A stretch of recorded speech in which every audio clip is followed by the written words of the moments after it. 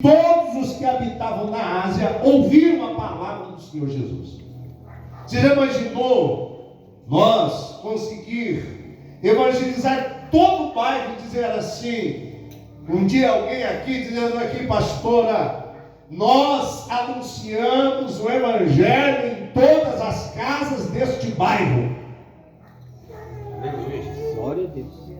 Observe que quando isto aqui aconteceu, não tinha celular, não tinha internet, não tinha televisão, não tinha rádio, não tinha nada do que nós temos hoje. Mas como é que eles conseguiram, pastor? Sabe por quê? Eles se deixavam ser cheios do Espírito Santo. Aleluia. Hoje nós vivemos uma geração que nós até somos cheios de um punhado de coisa, menos nos deixar cheios do Espírito Santo. Vamos continuar a leitura? Para nós comentar. E diz assim, tanto judeus como gregos. Agora olha o versículo 11. E Deus, pelas mãos de Paulo, fazia o quê? Maravilhas. Que tipo de maravilha? Extraordinárias. De sorte que até os lenços e aventais se levaram do seu corpo aos enfermos, e as enfermidades, o que acontecia? Fugiam deles. E os espíritos malignos, o que acontecia? Saíam.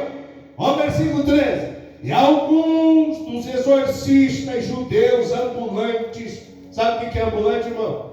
Claro que você sabe. Pode que de repente alguém aqui seja um vendedor ambulante. Não é? O que é ambulante? É aquele que está aqui, está lá, ele não tem um lugar fixo, ele é ambulante. Mas pastor, existe na igreja isso? Bom, lá na igreja tinha exorcistas que eram ambulantes, né? Ambulantes. E tentavam invocar o nome do Senhor Jesus sobre os que tinham espíritos malignos, dizendo, guarde bem isso, esconjuro-vos por Jesus, a quem Paulo prega. Os que faziam isso eram quantos? 7 filhos de Seva, judeu, principal dos sacerdotes. Respondendo, porém, o espírito maligno disse, olha que espírito maligno inteligente, ele disse assim, conheço a Jesus. Se eu perguntasse para você aqui nesta noite, quantos conhecem a Jesus?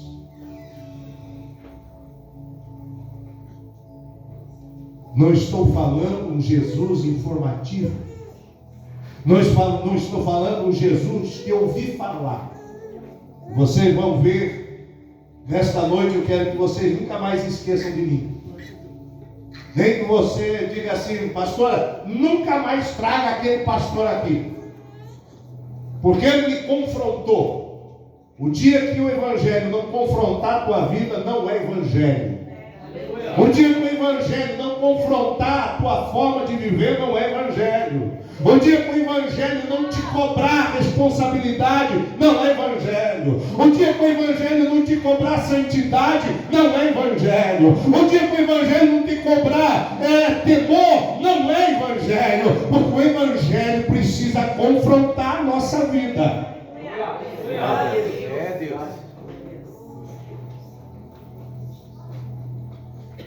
Aleluia. Glória a Deus, glória a Deus. Eu falei para vocês que o espírito maligno era inteligente. Ele disse, conheço a Jesus. Ele afirmou, conheço a Jesus.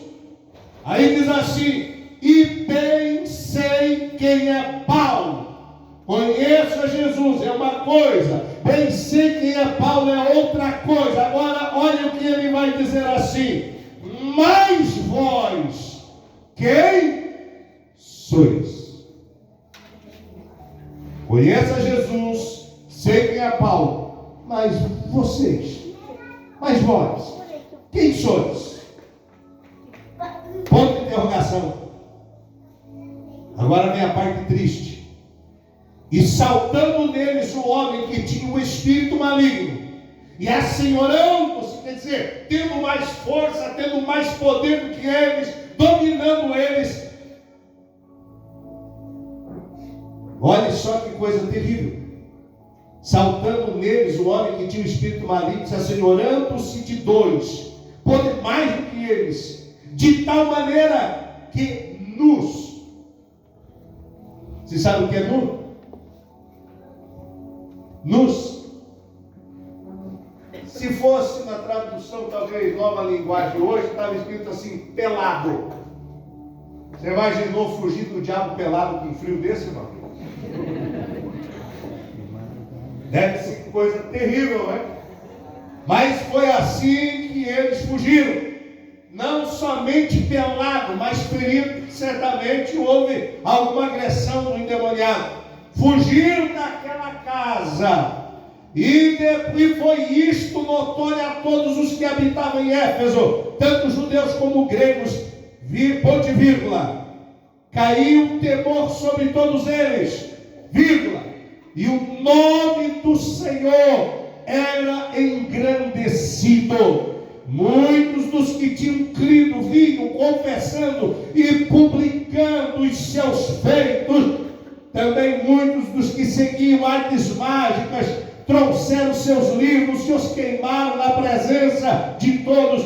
E feito a conta do seu preço, acharam que montava 50.000 peças de prata. Assim, a palavra do Senhor poderosamente prevalecia. Pastor, o que você quer falar para mim de tudo isso aqui?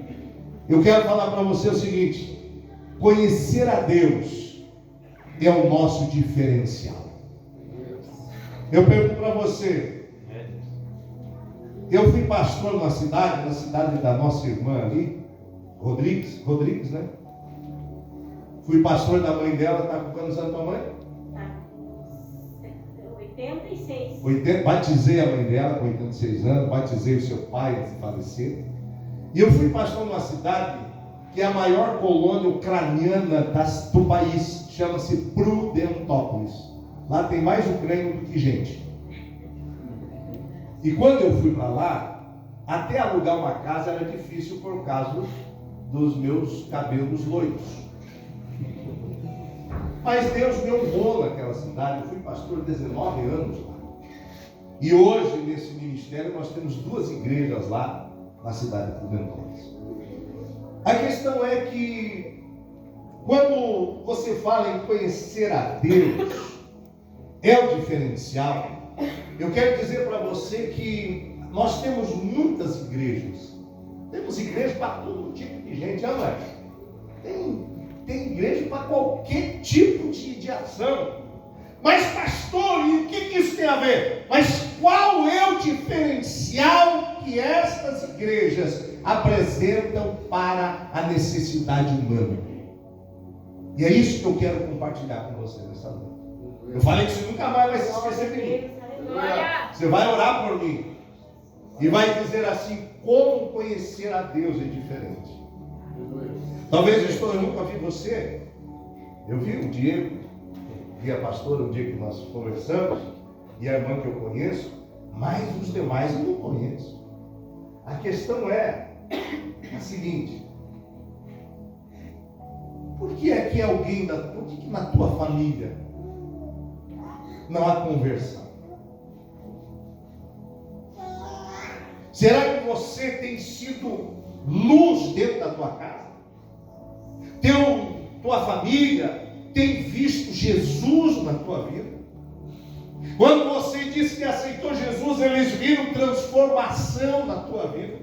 Eles viram que algo diferente aconteceu na tua vida. Eles viram que realmente Jesus está em você.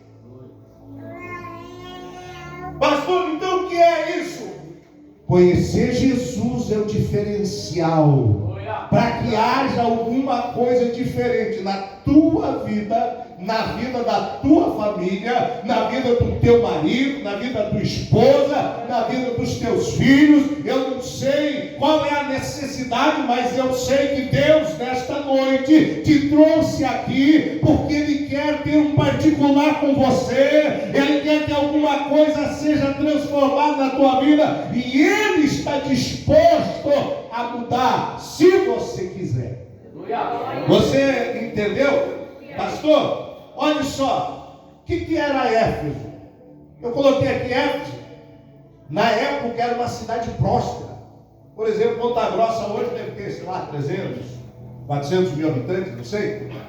Uns dizem isso, mas faz 30 anos que eu cheguei aqui. Parece que no momento que a gente vê que a cidade estourou, mas sempre quase que a mesma quantia que as pessoas falam. Mas 200 mil habitantes é uma cidade grande. Para aquela época era uma mega cidade.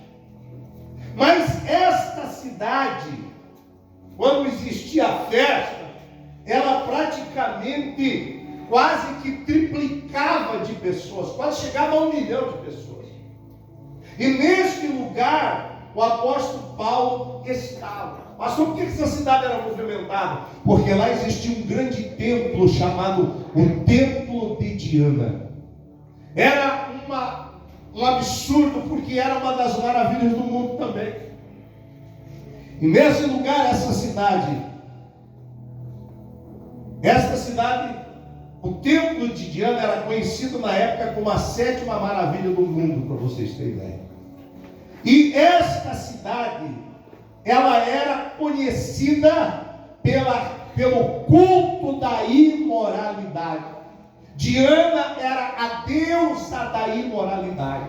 Então havia um templo de prostituição naquele lugar. E este lugar era conhecido justamente por causa disso. O sustento dessa cidade eram ídolos de prata, tá? E o evangelho, pastor, eu estava aqui pensando quando nós estávamos cantando, que quando nós nascemos, né? E quando nós fomos pais, mães, aliás, hoje é obrigado você pegar o teu filho e levar, eu acho que mensalmente, no posto de saúde, né? Para ver se ele está tendo o quê? Desenvolvimento, para ver se ele está no peso, para ver se ele não tem alguma deficiência. Se, por exemplo, ele não crescer, ele não engordar, se ele não tem lá, o gráfico de quantos quilos tem que ter, qual a altura, quantos pesos. Se não acontece isso, o médico pensa assim, a enfermeira, mamãe, alguma coisa está acontecendo.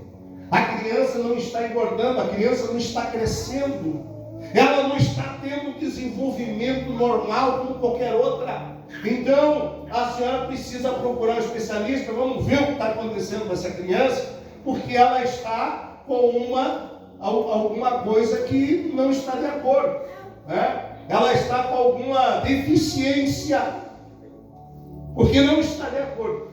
Mas o que isso tem a ver com a minha vida, pastor? Tudo, porque a igreja é um organismo vivo, e você, a Bíblia diz que nós precisamos crescer à altura, que vamos chegar ao padrão de Cristo lá na eternidade. Mas aqui você precisa conhecer Jesus, você precisa se relacionar com Jesus, você precisa crescer na tua fé. Sabe que o crente, quando ele aceita Jesus, parece que tudo que ele ora, Deus faz, né? Até um amigo meu disse assim, tem novo convertido na igreja, tem que pôr eles para orar para alguma coisa impossível. Por que Deus faz? Deus atende. Mas quando você já começa a ficar meio velhinho de crente, você já ora, talvez tem gente que está orando há 5 anos, talvez tem gente que está orando há 10, talvez tem gente que está orando há 3, e não acontece. Não é porque Deus não ouviu, é que Ele quer que você amadureça, Ele quer que você cresça na fé. Observe que mesmo Paulo, sendo um homem de Deus,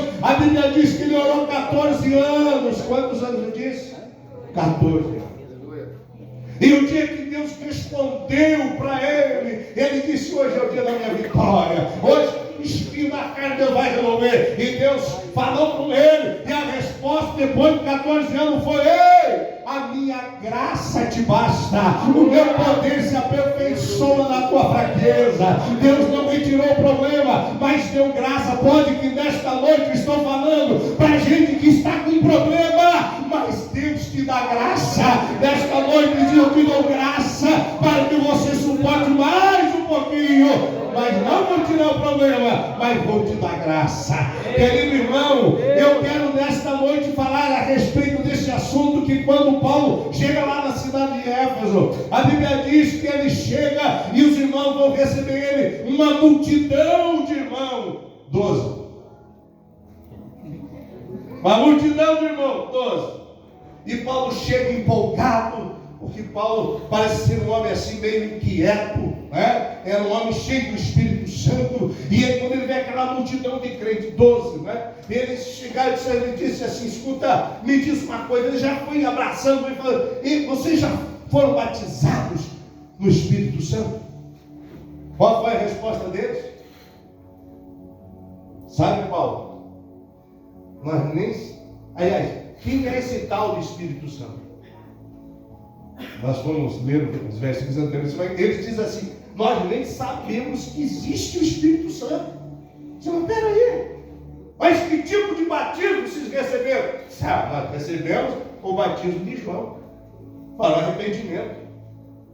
E Paulo então vai chamar eles e pergunta para eles: vocês creem? Sim, cremos. E a Bíblia diz que Paulo orou sobre os 12 e os 12 foram batizados e cheios do Espírito Santo. Mas pastor, o que isso tem a ver? Eu falei para vocês que uma criança, ela pode ter anomalia porque ela não tem um desenvolvimento normal. A vida do crente também. O crente às vezes tem anormalidade, tem alguma anomalia. Ele não cresce. Pastor, mas e aí? Se você for ler a história, quando Paulo chegou lá, nesse texto que nós lemos, sabe quantos anos fazia que Jesus já tinha subido aos céus? Alguém sabe assim, dá um chutão bem? Mas um chutão, não pode ser juntinho. Quantos anos Jesus já tinha subido ao céu? No mínimo 25 anos.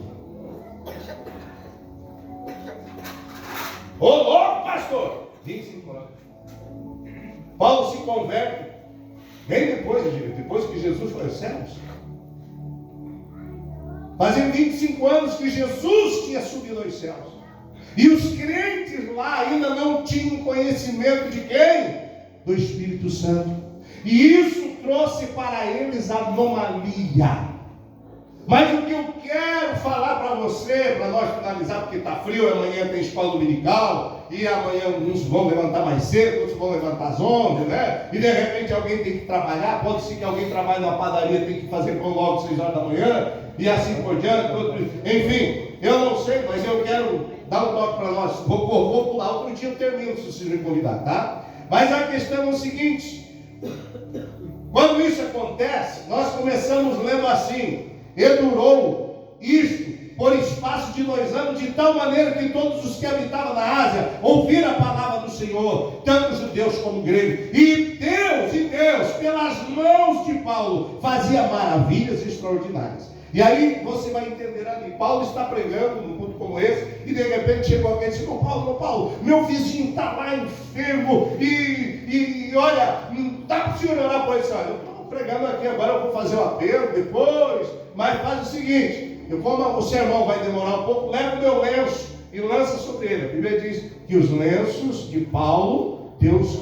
fazia milagres. Lançou sobre o doente foi curado. No outro culto, está lá Paulo empolgado, pregando, chegou e disse: não, Paulo, o problema é o seguinte, meu vizinho está endemoniado, está quebrando tudo, e o senhor tem que fazer alguma coisa. Olha, eu não vou sair daqui agora, eu preciso terminar o culto, mas faz o seguinte, leva o meu avental, lança sobre ele. E a Bíblia diz que Deus opera. Mas por que Deus fazia isso? Isso aqui não quer dizer que nós temos que fazer, mas Deus precisava nesta cidade que o nome dele fosse glorificado. Deus está usando Paulo como usou Elias naqueles dias, de mandar fogo do céu e consumir soldado e capitão e tudo. Por quê? Porque o evangelho precisava saber que há um Deus no céu. Eu quero que você, meu irmão, jovem, amigo que está aqui, saiba que há um Deus no céu. Esse Deus que usa você, esse Deus que quer trabalhar através de você, esse Deus que quer levantar você com autoridade, esse Deus que quer usar você você para a cura, esse Deus que quer usar você para expulsar demônio, esse Deus que quer usar você para fazer milagre, porque a igreja, não pense em você, pastor, o que vai acontecer para a igreja, para Jesus voltar? Eu costumo pregar e tenho estudado, para Jesus voltar só falta uma coisa. O que falta? A trombeta soar e a igreja será arrancada desta terra. Pecado já não tem mais o que fazer, imoralidade não tem mais o que fazer. Qualquer um de vocês pode me citar 5 pessoas que vocês conhecem que estão afastadas do caminho de Deus. Pessoas, pastor, o que significa isso? Significa que por se multiplicar a iniquidade, o amor de muitos esfriará, mas o que perseverar até o fim, este será salvo. Os dias em que a igreja está vivendo são dias de apostasia, mas você permanece firme,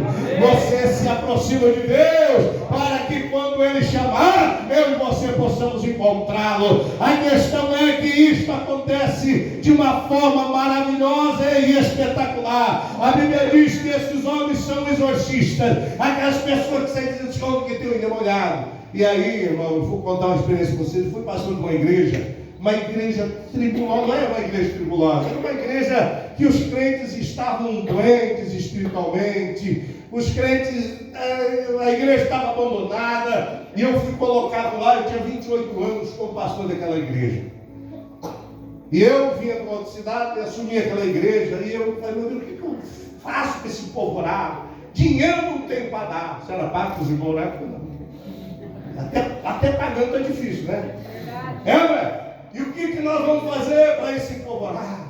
Irmãos, precisamos orar, irmão. Para nós fazer churrasco, não precisa convidar vocês, velho? E orar aqui tem que levar, irmão. Pega o garfo, faca, né?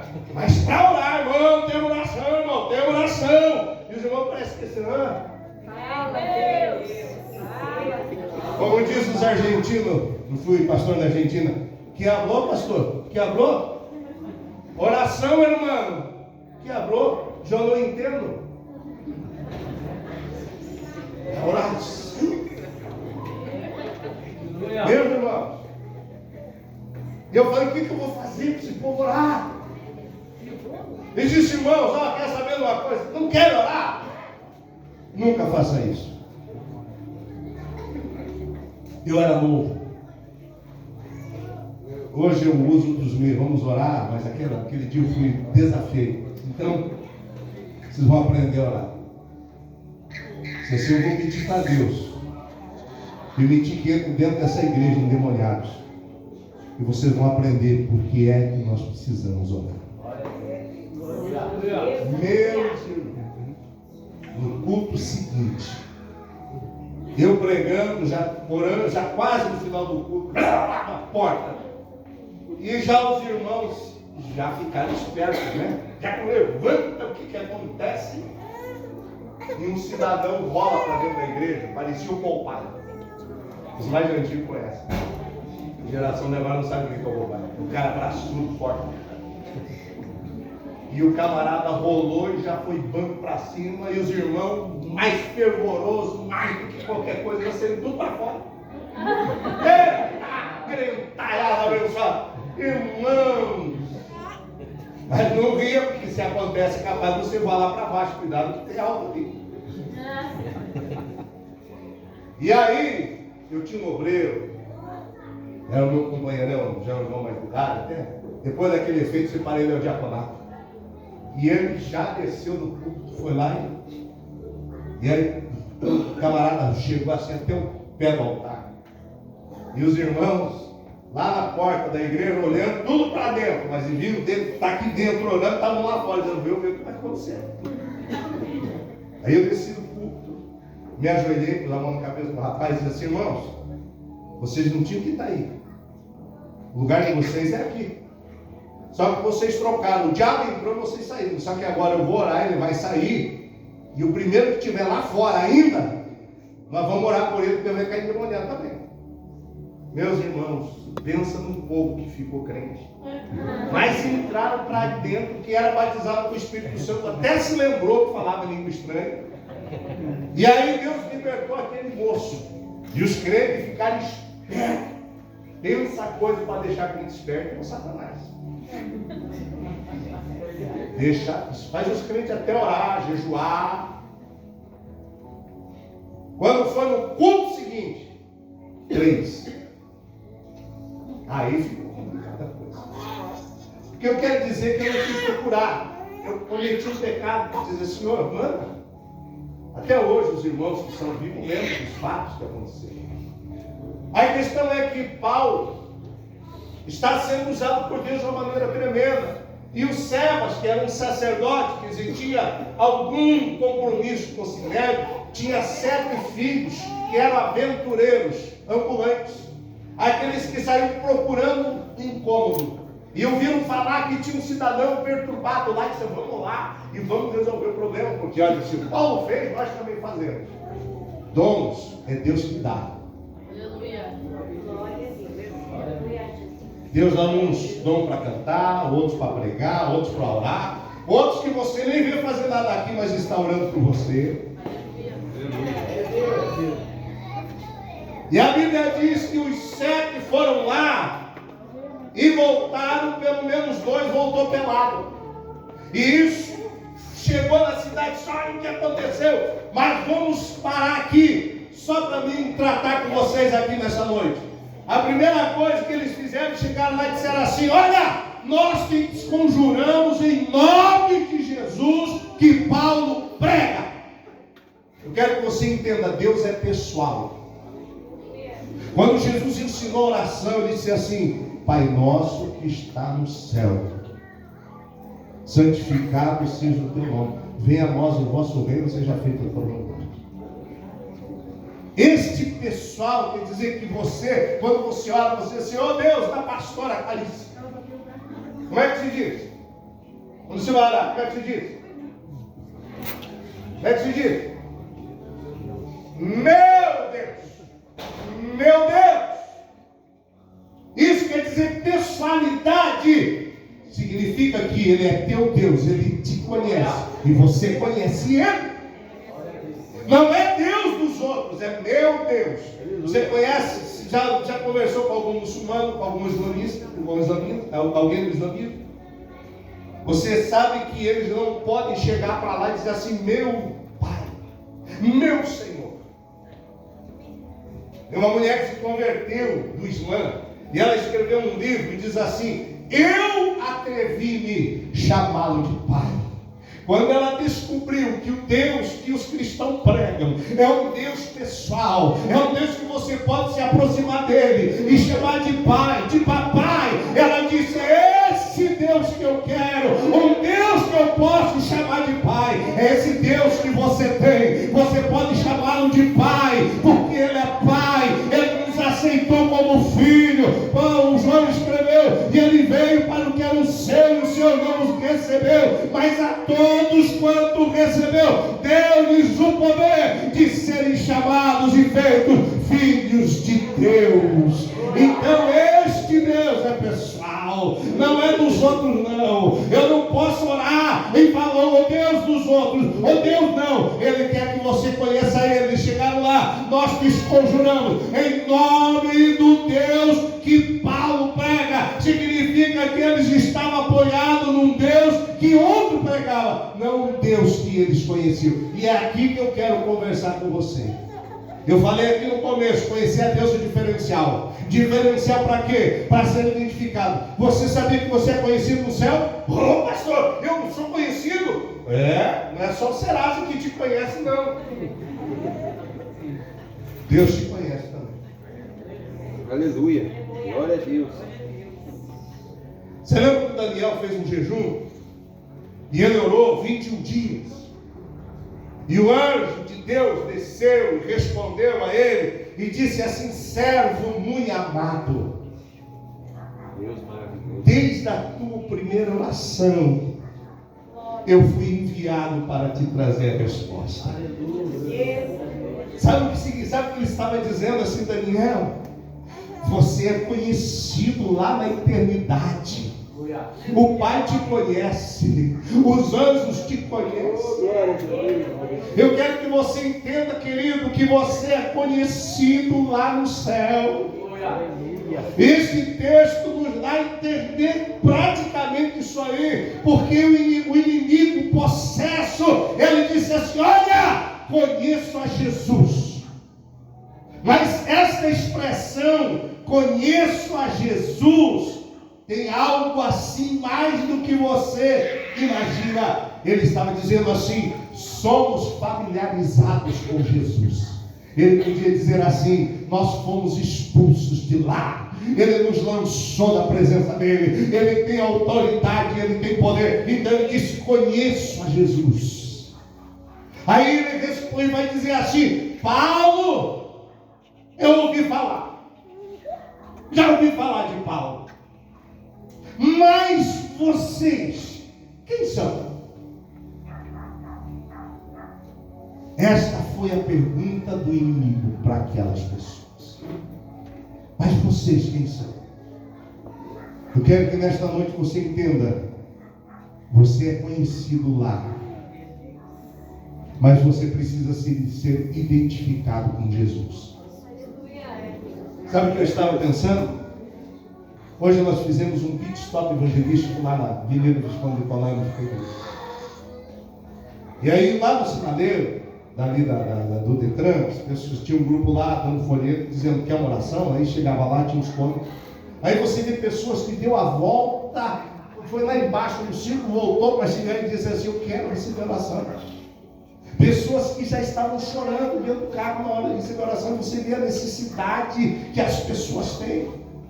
E eu avisei os jovens: vocês vão, então jejuem, que de repente você vai orar por alguém, se endemoniar dentro do carro, você vai fazer o quê? Você vai ter que repreender em nome de Jesus. Então vocês estejam prontos para estas coisas.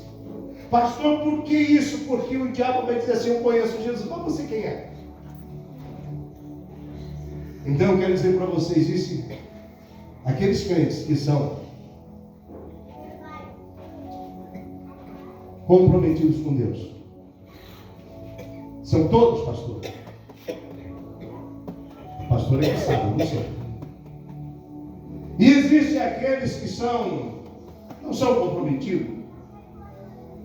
Eles são frequentadores da igreja.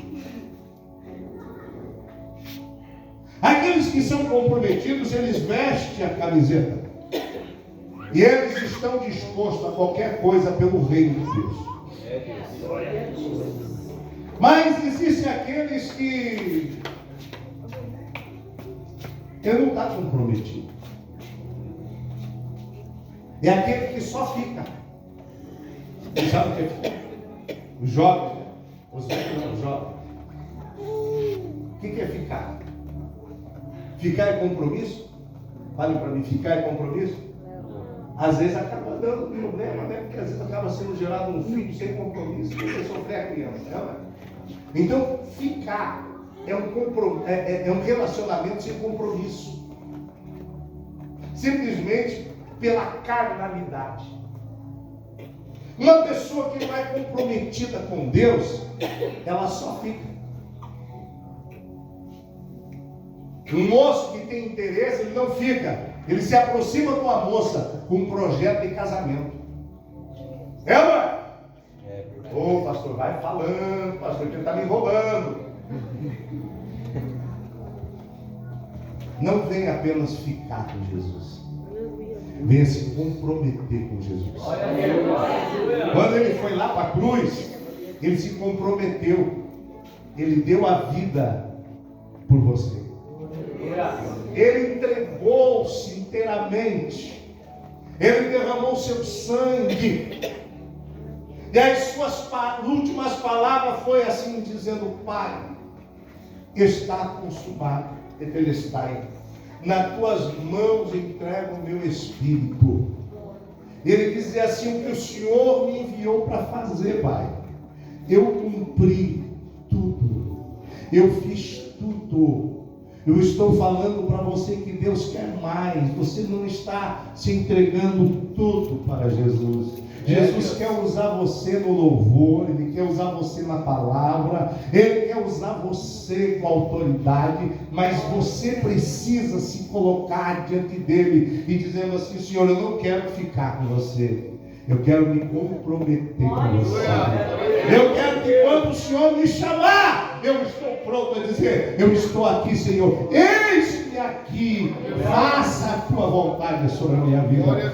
Sabe, queridos, que isso que aconteceu, os crentes iam na igreja lá, mas viviam dentro da feitiçaria. Eles viam horóscopo, eles viam coisas. Ô pastor, mas horóscopo, isso aí crente não tem, querido, porque a tua sorte não é horóscopo, nem a cor de sapato, a cor da tua roupa. A tua sorte é Jesus Cristo. A tua história ele já escreveu.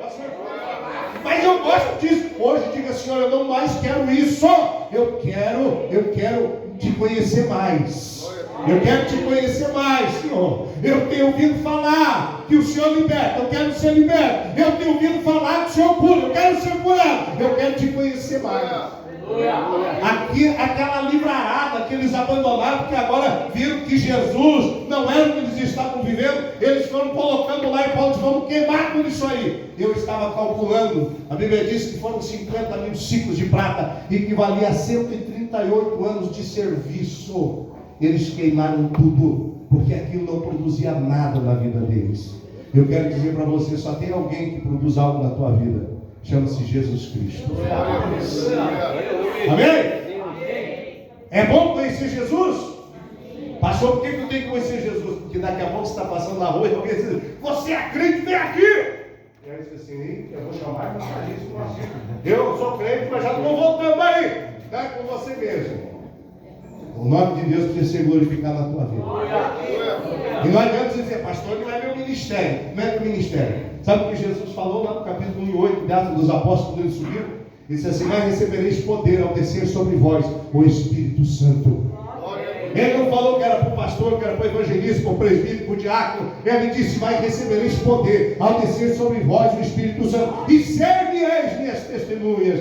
Pastor, o que é testemunha? Se você for olhar no original, significa: se preciso for morrer por ele, esteja disposto. Ele não disse: vocês vão sair daí expulsando demônio, curando enfermos. Primeiro vocês vão ser testemunha. Vocês vão falar do que eu fiz. E quando vocês falarem do que eu fiz, vocês farão as mesmas coisas, porque eu sou com vocês. E eu quero nesta noite fria, abençoada. Quem está se mexendo não tem frio, mas quem está sentadinho deve estar com frio. Eu quero convidar vocês a expor. Eu falei que você não vai esquecer de mim. Você vai para casa pensando, mas eu quero orar por você nesta noite. Eu quero orar pela tua vida, eu quero orar pela tua família, pelo teu ministério. Eu quero orar por aquele que diz assim: pastor, sabe, eu preciso mesmo me aproximar mais de Deus. E eu queria orar por você. Se você nesta noite tem coragem assim, de sair desse lugar que você está e vir aqui à frente, eu quero orar por você. Você tem desejo de fazer algo. Você tem pensado muito: eu preciso, Senhor, o Senhor me use. Eu quero ser usado por Ti. E eu quero dizer para você: se tem uma coisa que Jesus quer, é usar você. Ele quer usar você para você ganhar a tua casa. Você lembra que um dia Jesus libertou um camarada chamado Gadareno, da cidade de Gadara? E esse homem vivia acorrentado, quebrava as correntes, arrancava a roupa, andava desnudo. E quando Jesus chegou lá, ele olhou para Jesus e caiu aos pés de Jesus. Você lembra disso? E ele disse: que temos nós contigo, Filho de Deus. E Jesus libertou aquele homem, ele não era mais o mesmo. E aquele homem ficou tão feliz, as pessoas olharam ele, cabelinho arrumado, arrumadinho, vestidinho, mas não era ele, era. Mas Jesus chegou aqui e mudou a vida dele. Deixa Jesus chegar na tua vida e mudar a tua vida. E aí ele disse assim: olha, eu quero ir com Josué, eu quero ir com você, Jesus. Eu quero ir junto. Jesus disse: não, você não vai comigo. Você vai voltar lá para a tua casa. Fala para a tua família, fala para os teus irmãos quão grandes coisas o Senhor fez. É isso que você precisa falar para a tua família. É isso que a tua família precisa ver. É isso que a tua família precisa ouvir. Você chega lá e ele falar que quão grandes coisas ele tem feito por você. É você chegar na tua casa e ter alguém enfermo e você dizer: mãe, pode deixar comigo, eu vou orar e Jesus vai curar. Pode deixar comigo, porque Jesus está na minha vida. É testemunhar isso que Jesus quer que você faça. Você crê que Jesus pode fazer isso na tua vida? Você crê de verdade? Mas olha, Jesus quer fazer isso na tua vida. Aí você vai chegar aqui e vai pedir uma oportunidade do culto. Vai dizer: ó, irmão, lá na minha casa aconteceu um fato com o meu vizinho. Estava todo mundo desesperado, mas sabe o que aconteceu? Deus me deu a autoridade. E eu fui lá e Deus operou uma grande obra. E sabe o que eu descobri? Que Ele está na minha vida. Que nesta noite o Espírito do Senhor envolva a tua alma. Que nesta noite a graça do Senhor enche o teu coração. Que nesta noite a presença do Senhor se manifeste em alegria na tua vida. Não precisa temer. Não precisa temer. Porque Deus é quem está pelejando por você. A última palavra não é a palavra que o médico falou, não é a palavra que o advogado falou. A última palavra é do Senhor.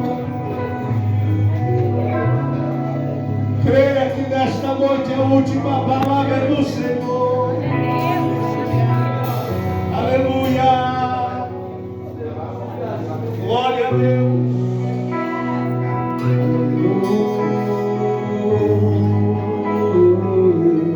Feche os teus olhos.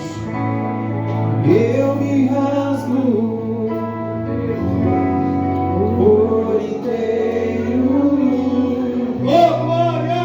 Faço tudo, mas eu novamente eu mergulho na minha ardente. Mas peço que tua presença aumente.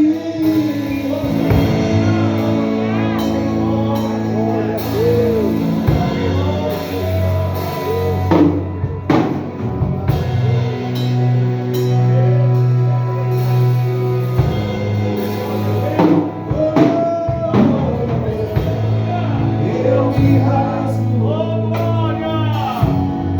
por inteiro.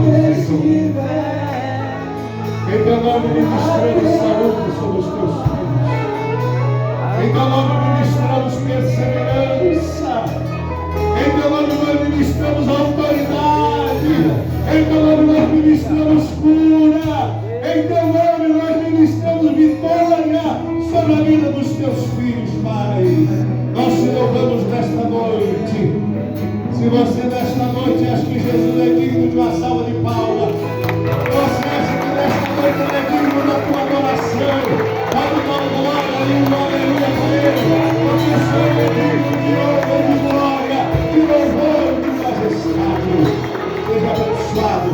Deus abençoe a tua casa. Deus abençoe esse ministério. Deus abençoe a tua vida, Diego, Magdalice, pastora Cir. Deus abençoe vocês. Deus abençoe essa igreja. Conhecer ao Senhor é o quê? É o quê? É o quê? E é o diferencial. Não se esqueça disso. Conhecer a Jesus é o diferencial. E se alguma coisa está impedindo você de crescer, caia aos pés do médico dos médicos chamado Jesus. Lá que você cresce. Amém? Na presença dele. Diego. Glória a Deus.